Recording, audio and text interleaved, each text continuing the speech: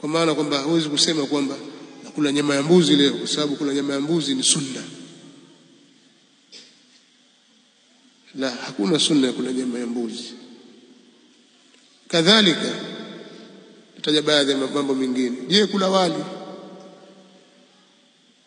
ni sunna au ni mubah? Ni mubah. Kuna watu unasibisha wali na Mtume sallallahu alaihi wasallam, sema hiki ni chakula cha Mtume. Wala Mtume alikuwa hajui wali.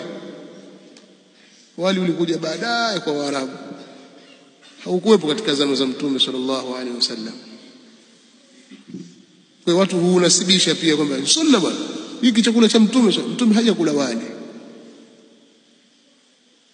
Tumefahamu? Si kwamba ni haramu au ni bid'a, mtu akaona kwamba bid'a au haram. La, hakikuweko. Wao walikuwa na vyakula vyao fulani fulani vikitaji, wala haukuweko ugali. Ni vyakula vimeingia kutoka miji mingine, watu wakavizoea wakavila. Vimeingia kwa Waarabu, Waarabu wakaupenda wali wakaula.